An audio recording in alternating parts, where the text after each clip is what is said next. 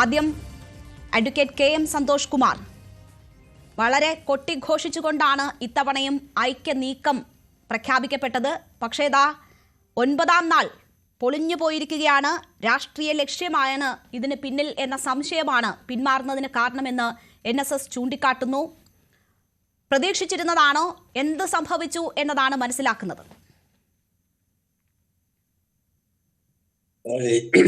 ഇതിപ്പം 4ാം തവണയാണ്. പണ്ട് ശങ്കർ സാറും മന്നത്ത് പത്മനാഭനും കൂടെ നായരുടെ ഐക്യത്തിൽ ശ്രമിച്ചു.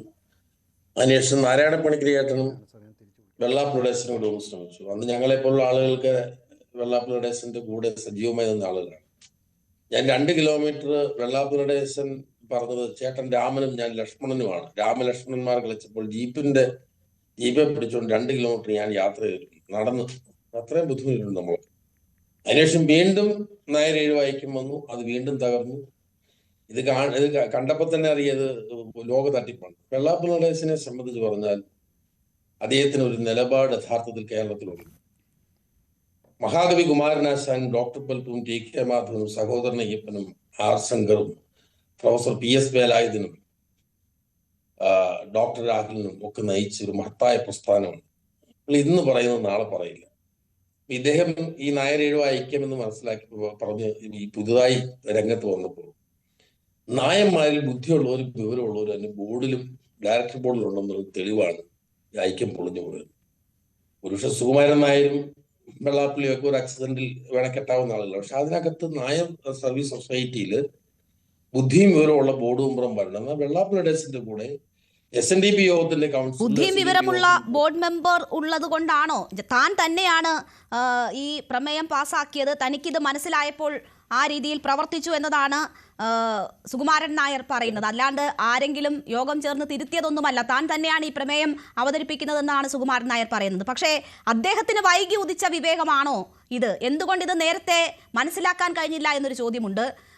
തുഷാറിനെ മകനെ പോലെ സ്വീകരിക്കും എന്നതായിരുന്നു ആദ്യം അദ്ദേഹം പറഞ്ഞത്. അന്നും മാധ്യമങ്ങൾ ചൂണ്ടിക്കാട്ടുന്നുണ്ടായിരുന്നു അദ്ദേഹം ഒരു രാഷ്ട്രീയ പാർട്ടിയെ നയിക്കുന്ന വ്യക്തിയല്ലേ എന്ന് ചൂണ്ടിക്കാട്ടുന്നുണ്ടായിരുന്നു. അപ്പോൾ രാഷ്ട്രീയത്തിന്റെ വഴിക്ക് പോകും എന്നതായിരുന്നു അദ്ദേഹം പറഞ്ഞത്. അപ്പോൾ സുകുമാരൻ നായർക്ക് വൈകി ഉദിച്ച വിവേകമാണോ, അല്ലെങ്കിൽ അദ്ദേഹം ആദ്യം പെട്ടുപോയതാണോ? അല്ല, അദ്ദേഹം തുഷാർ വന്നാൽ എന്റെ മകനെ പോലെയാണ് സ്വീകരിക്കും എന്ന് ശക്തമായി ഐക്യത്തെ പിന്തുണച്ചയാളാണ് സുകുമാരൻ നായർ. പക്ഷെ ഞാൻ മനസ്സിലാക്കുന്നത്, എന്നെ പോലുള്ള ആളുകൾ, ഞാൻ ഇന്ന് 25-26 കൊല്ലം വെള്ളാപ്പള്ളി നടേശനോടൊപ്പം നിന്ന് പ്രവർത്തിച്ചാലാണ്. SNDP യോഗത്തിന്റെ ഒഫീഷ്യൽ സ്പോക്സ്മാൻ ആയിരുന്നു. എല്ലാ അന്തി ചർച്ചകളിലും ചാനൽ ചർച്ചകളിലും വെള്ളാപ്പള്ളിയെ പ്രൊട്ടക്ട് ചെയ്ത് സംസാരിച്ചിരുന്ന ഒരാളാണ്. 2020 ജൂൺ മാസം 5-ാം തീയതി രാജിവെച്ച് ഞാൻ പുറത്തു പോകുന്നയാളാണ്. കാരണം വെള്ളാപ്പള്ളി നടേശൻ ഇപ്പോൾ അഡ്വക്കേറ്റ് C.K. വിദ്യാസാഗർ SNDP യോഗത്തിന്റെ പ്രസിഡന്റായിരുന്നു. വളരെ ഇന്റലക്ച്വലായി ബുദ്ധിപരം, അതായത് SNDP യോഗത്തെ നയിച്ചവരെല്ലാം ബുദ്ധിയും ചിന്താശേഷിയും പണ്ഡിതന്മാരുമായിരുന്നു. ആശാൻ മുതൽ അഡ്വക്കേറ്റ് ഗോപിനാഥൻ വരെ. പക്ഷെ വെള്ളാപ്പള്ളി നടേശന്റെ ഞാൻ കണ്ടൊരു നെഗറ്റീവ്, ഈ പുള്ളി അസാധ്യ ബിസിനസ്സുകാരനാണ്, അസാധ്യ കച്ചവടക്കാരനാണ്. അദ്ദേഹത്തിന്റെ ഏറ്റവും വലിയ ഒരു ഡ്രോബാക്ക്, പുള്ളിക്ക് 10ാം ക്ലാസ്സിന്റെ യോഗ്യതയുള്ളൂ. 10ാം ക്ലാസ് ഒരു മോശം ഡിഗ്രിയാണെന്ന് ഞാൻ പറയത്തില്ല.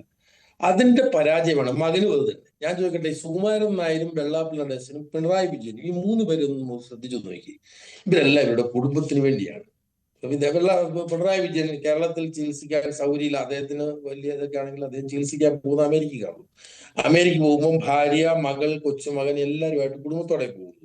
വെള്ളാപ്പള്ളി നടേശൻ യാത്ര ചെയ്യുന്നത് എങ്ങനെയാണ്? ഭാര്യ, മകൻ, മരുമകള്, കൊച്ചുമകൾ, ഇതെല്ലാം ഒന്നാണ്. സുകുമാരൻ നായരെ കുറിച്ച് പഠിക്കുക. അവരും അദ്ദേഹവും, ഞാൻ ആദരവോടുകൂടിയാ പറയുന്നുണ്ടല്ലോ, അവർ ഇൻസൾട്ട് ചെയ്ത് പറയുന്നതല്ല, അദ്ദേഹവും മകളുടെ ഭർത്താവിന് വേണ്ടിയും. ഓക്കെ, അതൊക്കെ എല്ലാവരും കാണുന്നതും കേൾക്കുന്നതുമാണല്ലോ. ഞാനിവിടെ ചോദിക്കുന്നത്, ഈ ഐക്യം എന്ന് പറയുന്നത് കാലഘട്ടത്തിന്റെ ആവശ്യമാണ് എന്നതാണ് ഇരു നേതാക്കളും മാധ്യമങ്ങളോട് പറഞ്ഞിരുന്നത്. ഈ കാലഘട്ടത്തിൽ ഇത് അനിവാര്യമാണ്, ഇനി അല്ലാതെ മുന്നോട്ട് പോകാൻ കഴിയില്ല എന്നൊരു സാഹചര്യത്തിലാണ് ഈ യോജിപ്പ് എന്നത് പറയുന്നു.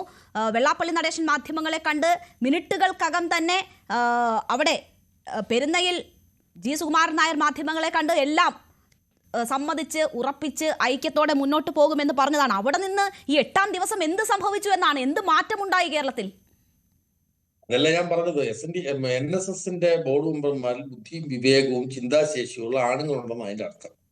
മറിച്ച് SNDP യോഗത്തിന്റെ കൗൺസിലിലോ ബോർഡിലോ യാതൊരു യോഗ്യതയില്ലാത്ത ആളുകളെയാണ് വെള്ളാപ്പള്ളി വെച്ചിരിക്കുന്നത്. വെള്ളാപ്പള്ളി എന്ന് പറഞ്ഞാൽ അവരനുസരിക്കുക റാൻമൂളികളാണ്. അപ്പൊ അവിടെ ബുദ്ധിയുള്ളവരുണ്ടെന്നുള്ളൊരു തെളിവാണ് ഇതിൽ നിന്ന് പിന്നോക്കം പോയെന്നാണ് എൻ്റെ ഉത്തമമായ വിശ്വാസം. ശരി, ഞാൻ താങ്കളിലേക്ക് തിരിച്ചെത്താം. ശ്രീ PR കൂടുതൽ വാർത്തകൾക്ക് News 18 Keralam YouTube channel subscribe ചെയ്യുക.